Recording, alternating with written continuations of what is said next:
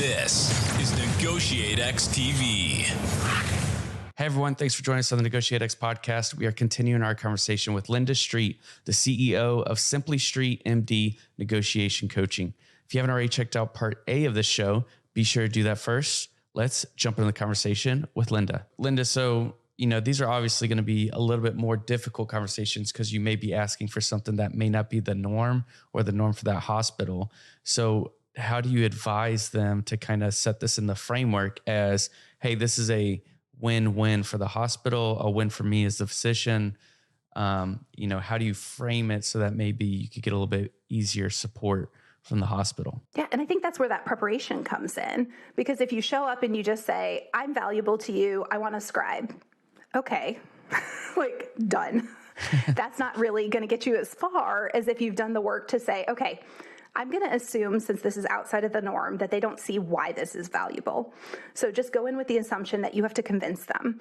Kind of like when I go in to talk to a patient, like if they don't know why insulin is important for diabetes, they're not going to take it. They're like, you want me to give myself a shot every day, like a couple times a day? What are you doing? So you have to educate them. Like you have to say, this is why this is important. This is what it will do for you. And same thing that you already know how to do with your patients, you can do with your administration. Like, hey, look, this is why this is important to me, and this is why it's important to you. And spend some time ahead of time thinking about why it is. So the scribe example, say you're in a for-profit healthcare system, because a lot of us are starting to work in those. Even the non-for-profits, like it's all fake. Like most of the non-for-profit healthcare systems are kind of for-profit-ish. And so say you know that that's their goal, and you know that the paperwork is soul-sucking for you, and you would like a scribe. So instead of saying, I want a scribe, you could say, look, I recognize that it is valuable for you. We have this 3-month backlog on getting in new patients for me to see as many patients as I can. I like seeing the patients, but I'm spending a lot of time doing the charting, which is necessary for billing and government regulations and all these other things. So I feel like if I had a scribe to do that for me during my patient encounters, I could probably see 1 or 2 more patients a day, and I would be happier in my position, and we'd be able to clear through that backlog a lot faster and make sure that those patients are happy and not leaving our system because they can get the care they need. Now, you've presented it in a way that these business people who you're interacting with can say, oh, I want people to stay happy and stay in my system, because if they're happy seeing you outpatient, then they're going to get their procedures done at our hospital. They're going to get their x-rays and labs and all these ancillary services that make hospitals money at our hospital. So I can see the value of you seeing 1 to 2 new patients a day. Also, the patients that you already have are going to be happier, because nobody wants to have an illness and not be able to see their doctor for 3 months. They want to see you while they're sick. And so if we can get in a couple more of those patients every day because somebody else is doing this paperwork piece, like that's valuable to the system. Even if it's a net zero as far as your individual billing, you can present to them why it keeps them happy. It keeps them in the system. Hospitals are obsessed with all these Press Ganey scores. It's kind of like Google reviews for doctors. And I have all sorts of thoughts, because all my negative ones have to do with like billing procedures that I have no control over because I work for a system. But they are really, really paying attention to these things right now. It's a big focus for them. So patients who get seen faster are happier. Look at that. We can improve our Press Ganey scores. So you just have to present it in the context of why it's helpful to them, even though you're asking for it because it's helpful for you. Yeah, and Nolan, I'm glad you asked that as a follow-on. What a great question, and thanks for your answer there, Linda. We've made a shift, it feels like, from that entry point negotiation for a brand new physician to now we're talking about, as I've been on the job for some time. Obviously, salary negotiations, these sorts of negotiations continue throughout a physician's career. Is the advice different for somebody who's starting off versus somebody who's they love their job, they love what they're doing, but as you said, they're recognizing I'm spending more of my time with paperwork than I am with patients. My current schedule is just wearing me out. I want to continue to do this. I just can't maybe do this at the rate I am. I've got other interests, as you were mentioning, your own business, or I'm asked to do extra things that I haven't really changed my compensation for. It sounds like with what you're saying, because you've kind of led us there already, the advice changes a little bit because now I've been in the system for a while. I've learned, and I'm going to use that as leverage in my next negotiation? A little bit, but I think the way our training is structured, we're training in clinical environments. So medical school is 2 years in a classroom and then 2 years out in the hospital seeing patients. And then residency is 3 to 7 years later where you are actively taking care of patients. And so you see as a trainee how your attendings, who are the doctors who are able to practice on their own, who are finished with training, you see how their lives look. You see what they're doing. What are the things that drive them crazy? You see their burnout. You see their success. You see a lot of that very hands-on. So I think while trainees may not feel it at such a visceral level of, oh my God, the charting is killing my soul, they're aware of it too.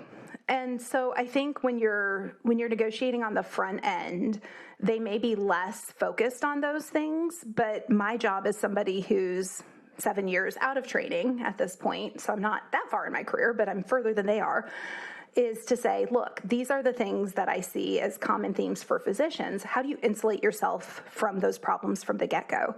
Because it's kind of like preventative care versus fixing disease.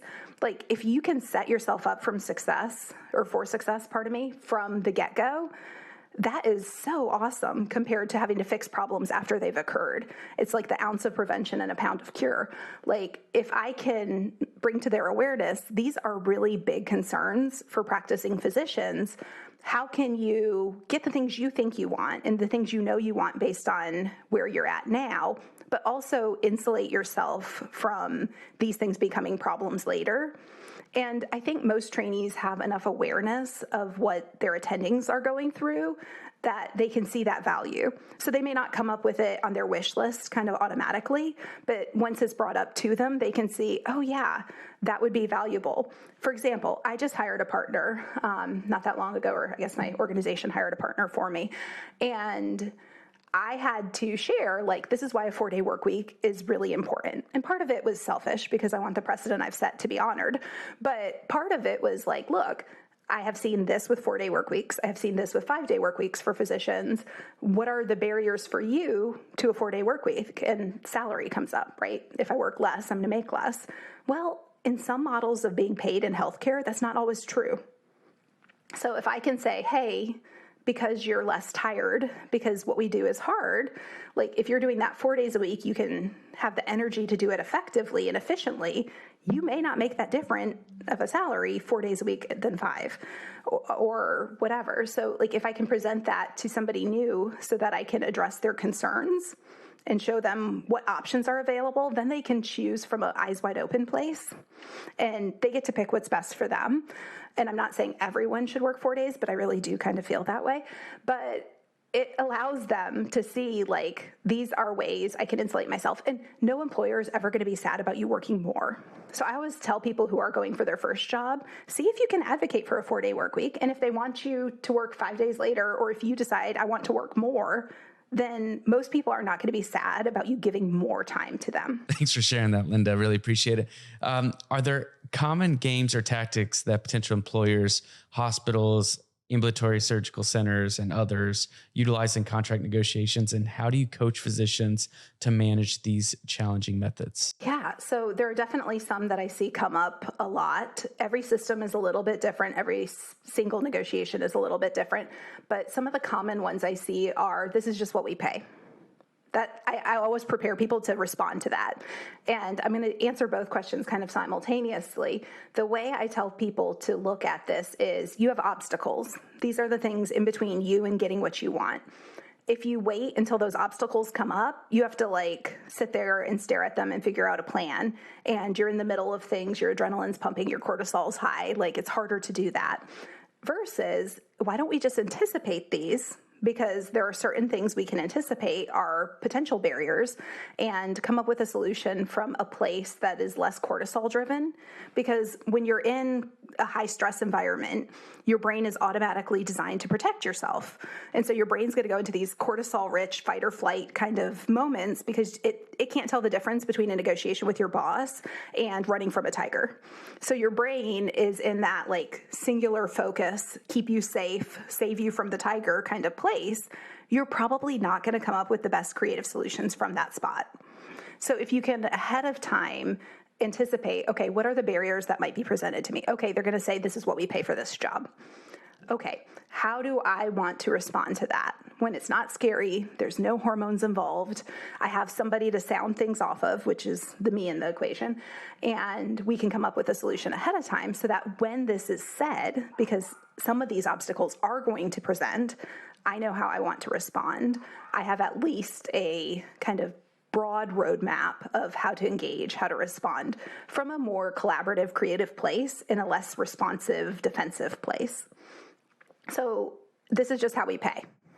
Number one. The second one that I see a lot of is fake urgency.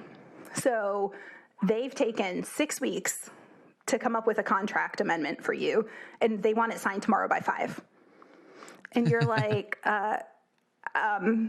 I haven't talked to my lawyer. I haven't thought about this. And I think we're such rule followers in medicine. Like, we've been indoctrinated with all these rule following kind of qualities for our whole lives. And I think most people are a little bit rule followers anyway, right. But except my 7-year-old, he doesn't like any of the rules. But we're indoctrinated to follow these rules. And so when they say you have to respond tomorrow by 5, it feels like a very real thing. And most of the time, this urgency is completely artificial. Y'all know these things. Like, This is just created to make you make a split decision and not to be thoughtful about it. So I think saying something along the lines of, I understand that you want to get this wrapped up, that you want to move forward, and that it's important to do that in a timely fashion. However, I'm really looking for a sustainable relationship, because turnover is a big pressure point for hospital systems. Turnover is really expensive. It's hard to recruit people. We're in a major healthcare shortage, so finding a new person is not necessarily simple and not cheap. So turnover is a really good kind of pressure point for them. So it's like, I want this to be a sustainable relationship. I want to stay in this role, and I want it to be successful. To be able to do that effectively, I need a little more time to think about it. Let's circle back on whatever date you choose. And all of a sudden there's a new guideline. And most of the time, that urgency magically disappears. Like, all of a sudden, no one's going to die if you don't respond tomorrow by 5. And I have had some systems that they're like, it's this or you're fired. So I have seen physicians in that, like, you will sign this amendment that we've created that you're at the mercy of, or you will be fired.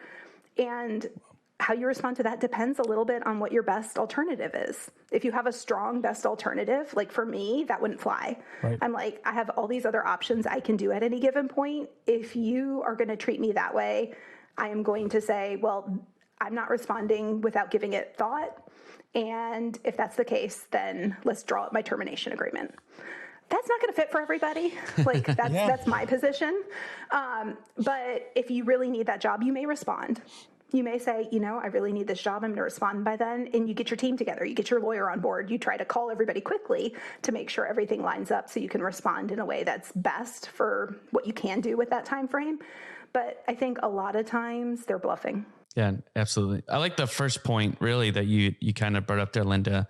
And that was hey, let's kind of war game this. Let's go through what are some of the responses that you're going to get and how are you going to address them? And so I think that was key. I'll build off the same reaction, Nolan, which is this fits very well with the importance of mindset and preparation, right? If I'm going to anticipate, I can better respond and not respond in the moment, but have thought about this. How do I actually want to lead? How do I want to get creative? And then even the fake urgency piece, knowing what my BATNA is, we know obviously as negotiators, that's a critical tool of strength. And if I prepare my BATNA ahead of time, then I feel more, confident that I can rely on it when I need to. If they're saying, no, you're going to be fired. Okay, well, I've thought and I've done some preparation, right? So that's a benefit. You mentioned earlier the importance of getting these right, getting yourself into a good situation so you avoid a bad situation later. I want to talk a little bit about those bad situations. I mentioned, so my wife graduated from nursing school, but began practicing in the local hospital last year. She loves the culture, the environment. We know that's not always the case. We know that medical professionals often find themselves or sometimes find themselves in bad or even toxic situations. Have you ever had a client kind of in that situation who wants to negotiate themselves out of their predicament? And what's your advice for doing that? That seems a lot stickier and harder to do. I feel like that's half my negotiations, Wow. unfortunately. Wow. So yeah, I mean, I think there are twofold facets to this. One is on the front end, the more you can kind of have an exit strategy built into your contract, the better off you are. So the big things that come into play for physicians trying to negotiate out of situations are tail insurance. So I have had doctors have to pay more than they actually earned in the job to get out of the job, which is mind-blowing and insane. But I'm an obstetrician by background. Obstetric malpractice insurance is really, really, really expensive because if you are sued successfully for something, these are children who are going to live with things for forever. So they tend to be really expensive claims. And so to get out of a job, you may have to write a $100,000 check to pay for what's called tail insurance, which is insurance for things that happened before in case you get sued later. So insurance is a big golden handcuff for doctors, and making sure you have the right kind of insurance on the front end in your contract can really help you to be able to have safety leaving if you need to. Non-competes are a huge one, and there's all sorts of flurry about that. And this was one that got me. I stayed in a job that was very toxic for me for a solid year, maybe 2 years longer than I should have, and I was only there for 3. And a lot of what drove me to stay was I had a non-compete. I couldn't work and live in the area I lived in for at least a year if I left this job. And I had family reasons why I needed to stay in this community. So as a new grad, I felt like my choice is to be a doctor and suck it up, or to not be a doctor and how am I going to feed my family? How am I going to pay the bills? And so I stayed because those choices feel very like this is life or death. Like I can feed my family, or I can just have all these student loans that don't pay themselves, ruin my credit score, and live under a bridge. Like that was how my brain saw my 2 choices. And so I think being willing to negotiate that on the front end so it's less catastrophic is great, but also being willing to challenge yourself. Like, how much of a barrier is this? Is this non-compete really life or death? And for me, ultimately, I decided no, it wasn't. And I did travel medicine for a year while my non-compete waited its time out, because sometimes you can get away with pushing it, but you're always vulnerable to them suing you for violating it. And I was leaving the job from a position that I was confident I would be the one they made an example of. So for me, I had to come up with a plan for a year. And I was like, I can do travel medicine. And travel medicine, as we've heard a lot of over the COVID pandemic, especially from a nursing perspective, tends to pay more per day because it's PRN work. It's something that's not reliable. You don't get benefits. You don't get all those things. So it has to be compensated better. So I could do that 2 weeks a month and take care of my family. And it was not optimal. Like, I didn't want to be away from my 4 and 7-year-old every other week, but it was survivable. And what it bought me was the freedom to do a job that is better fitted for me, to do a job that I'm now home every night and I'm happy and engaged where I wasn't before. And so I think being willing to challenge yourself on what your possibilities really are is important here, but protecting yourself on the front end from these non-competes and insurance problems and snafus. So to the doctor who's on the front end, we have to set ourselves up with an exit strategy. To the doctor who's already in that environment, really challenging just how limited your options are. Because the reality is you're somebody smart enough to have gotten through medical school and to take care of patients. You are also smart enough to find something you can do for whatever time frame. And you're smart enough, even if you can't relocate, because a lot of us can, like we can just get up and move, and that's a loss for the community. So I would say from a global healthcare perspective, that's really dangerous from a non-compete standpoint, but it is a doable thing. And for people who can't relocate, like there are other options. You could potentially do telemedicine, you could do pharma, you could do something else for a year or 2 years until you're not constrained by those legal parameters, and you could decide what you want to do when you're not. A lot there. I know Nolan was going to ask about non-compete. I'm going to just kind of step in and ask a different question here with everything you're mentioning. Travel medicine obviously has become huge. In terms of how travel providers match with folks who are it's based at that hospital, does this create any discrepancies for hospital operations and within the medical field with kind of an apples to orange compensation, roles and responsibilities dynamic, is it a long-term solution or is it just a Band-Aid to get us through the shortages we have right now? So yes and no to both of those. It's always been around. Like, it's always been a critical way to provide coverage in places where you may not have an abundance of people who do one role. So for me, I'm a highly subspecialized person. There may be several places where the people who do what I do are by themselves. I'm by myself. Like, I don't have a partner at the moment. So if I want to have a vacation, God forbid, as a human, then they may or may not need to bring someone in to cover my clinic. And so there are different roles and different systems that require different levels of coverage. But I think there will always be a need for some of the positions in some of the places, especially when you get out to more rural healthcare. Some of the roles I did were in like Montana or South Dakota, where I was the only one who did what I did for hours and hours and hours. And so when that person's out of town, or for that person to have a sustainable lifestyle so they can continue practicing in that environment, they may need coverage here and there to be able to cover them. Now, that's different, and that's kind of historically what it was mostly for, is stopgaps in between having someone to fill the role permanently or to supplement someone who is permanently there. We've seen a lot lately, especially with nursing, and this has gotten a lot of attention, that the compensation for these fill the gap places, because we've seen a lot of attrition from nursing because healthcare has been more difficult to work within in the last few years. So it's happened more with nurses, but I think it's trickling down to doctors now. We're going to see that kind of later because the urgency is starting to change a little, and that's when they're going to start pulling out, I think, a lot. But when there's an urgent need to fill, people are willing to pay more for that because the value of having that gap filled is high. And they're not constrained by the same things for a travel person from a fair market value and kickback statute as they are with a permanent person. So they can compensate more highly.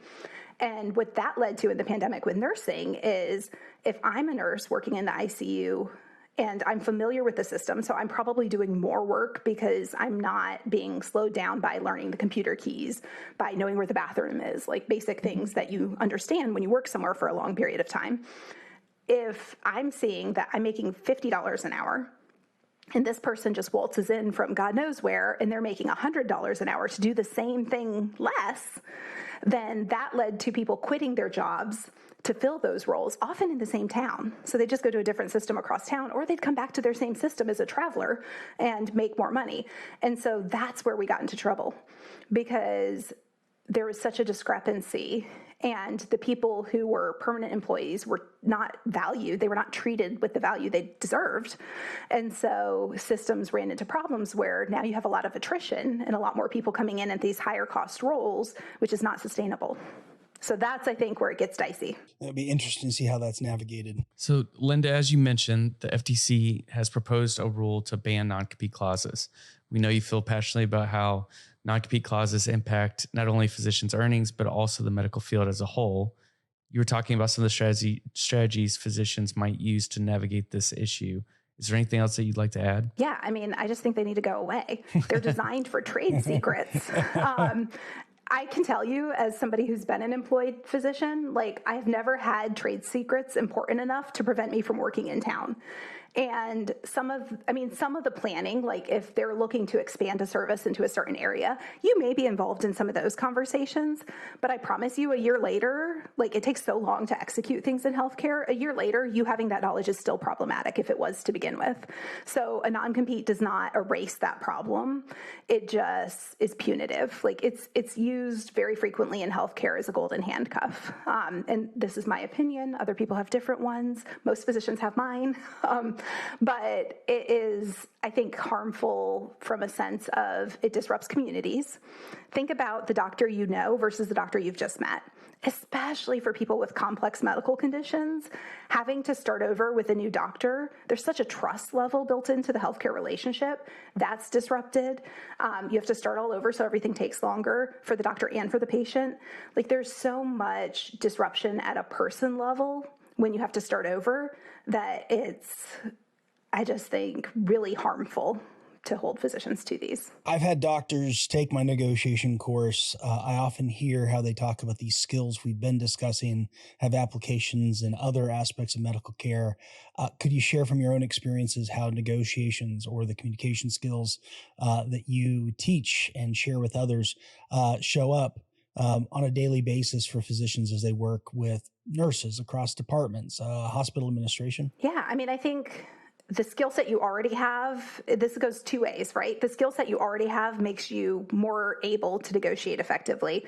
Being able to more ably negotiate helps you to have these conversations you're having in your daily life more effectively, because healthcare is so built upon communication.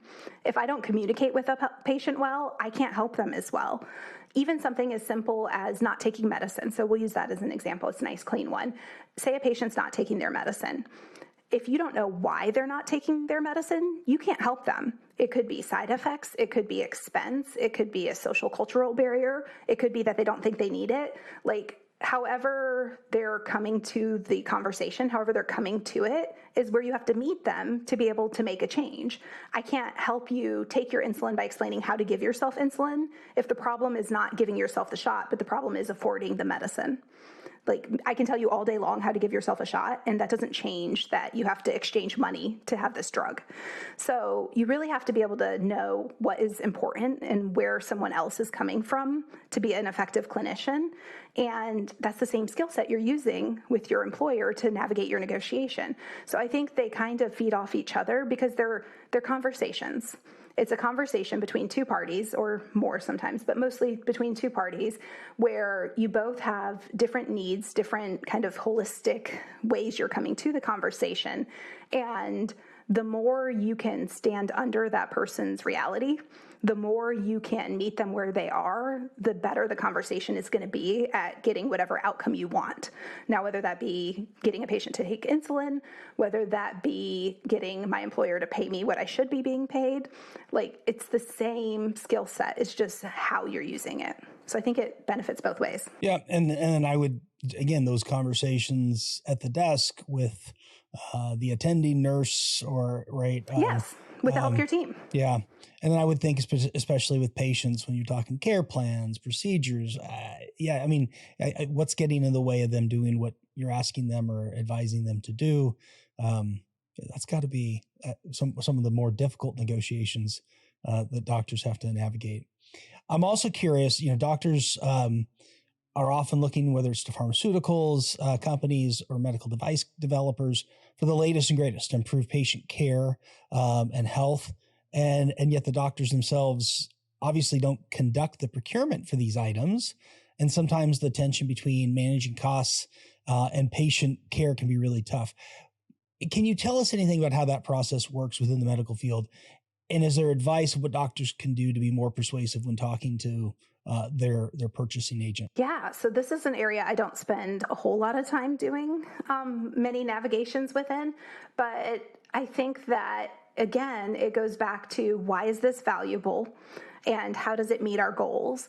So value can either be because it's cost effective, or value can be because it saves lives. So I live in Georgia, and Georgia has embarrassing maternal mortality statistics, to say the least. I think we're usually 50 or 49 or something really tragic. And so one device we've tried to procure is this device that helps reduce the risk of postpartum hemorrhage or bleeding after a delivery, which is one of the leading causes to moms dying. And so even if it's more expensive, when I can go to a CEO and say, look, this is a 27-year-old's life that we're talking about, and this $2,000 device may make the difference in that. And to be honest, if they don't want to hear that argument, I don't want to work there because to me, that's a no-brainer. But they live in a world with budgets. And so they may say, well, are there other ways you can do this with what tools you have? And so then it's up to me to say, this is the data for the tools I have. This is the data for this device. Why is it worth your investment? And so I think your job when you're trying to procure those things is to be really clear on why it's valuable. You can't assume someone else is going to see value in something you see value in. You sometimes have to take them there step by step from A to Z to say, look, this is exactly why this is valuable. And this is the downstream impact. Do you want the PR nightmare of a mom dying at your hospital because her family's now on Facebook talking about how they died at your hospital and da-da-da-da-da? And not that that's the most important piece. To me, I'm like, hello, it's her life. Like, do we need to have a conversation beyond this? But I might need to point out to people who live in a spreadsheet world, like, look, these are the downstream ramifications of this. This is going to lead to X, Y, and Z. These are possibilities that are also able to be mitigated by potentially having more tools. And so I think that for a doctor, it's really easy to say, but this is going to help someone. And that's enough for us. That's a hard stop. And it should be. Like, if you're not coming to medicine that way, please don't be practicing medicine. Don't take care of me. But you have to be able to translate that sometimes to the audience that you're communicating with. And so I think having that data, doing your homework ahead of time can make you a lot more effective. As a closing idea, how has building your own negotiation skills made you a better physician? And is there anything that you'd love to share with our listeners that we didn't ask you today? Yeah, I mean, I think that the more you build communication skills, which is how I see this. Like, I see negotiation is really just becoming a more effective communicator, becoming more effective at connecting with humans so that we can both hit objectives that are important to us. And I think that that skill set is always going to benefit you. Like, connecting to my patients as individual people has become much easier when I've started looking at it not as, okay, you have this condition, this is the treatment for this, but rather you have this condition, this is the treatment for this. How are you coming to the table? What are your obstacles? What are your barriers? How do I want to respond to those things? How can I represent this in a different way so that it's more effective to communicate what I know to be true? I think when you can come at these conversations from that place, you're going to connect with people better. So if I am treating my patient as a human with individual concerns, they're going to open up to me more. They're going to engage in that conversation more the vast majority of the time. And they're going to leave the conversation feeling heard, which is huge, especially when you're dealing with marginalized identities and marginalized communities. Like, a lot of the reason that there are disparities in healthcare is because those communities feel like they can't trust the system. And for a lot of reasons, they can't. So those are valid concerns. I may not relate to that as a white woman all the time, but I am obligated as a physician whose goal is to care for this patient to at least engage in the possibility that their reality may be different than mine, and I need to meet them where they're at and hear them. So I think that these techniques that help me to understand these business people that I may not relate to their goals the same way, because I'm like, let's just take care of the patient, has been translatable to let me meet my patient where they're at better and be able to step aside from my own biases and my own lenses that I'm seeing this picture from enough to be able to help effectively. So I think that has been valuable enough that this journey was worth it, regardless of any other valuable things that I've gotten from it. Awesome. Well, thank you, Linda, for being on the podcast today. Really appreciate it. This is a podcast that is all about elevating your influence through purposeful negotiations, and you definitely helped us explain why it's so important and everything like that, even for medical professionals. So thank you very much. I'm going to turn it over to Aaron for closing thoughts. Yeah, I feel like we just scratched the surface, Linda, so we'll have to have you back on.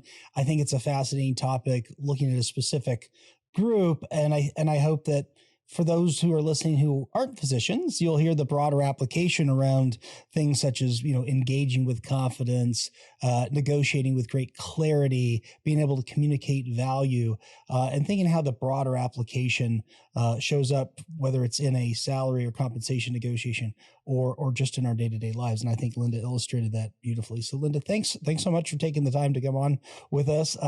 Wish you the best. Going to encourage folks to check out your podcast and go listen to you and get some of those tidbits of wisdom that you are sharing on a weekly basis. So thanks for doing that. Yes, thank you so much for having me. And for those of y'all that are listening that aren't in healthcare, everyone is a patient. Like, you can use these same strategies to more effectively advocate for your healthcare. Great point.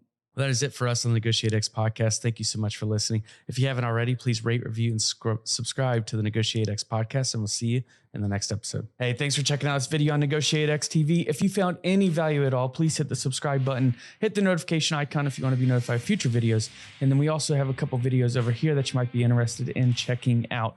If you in your small business, your team, are looking to get negotiations or leadership training, then you can head over to NEGOTIATEx.com and learn more about the coaching services we offer.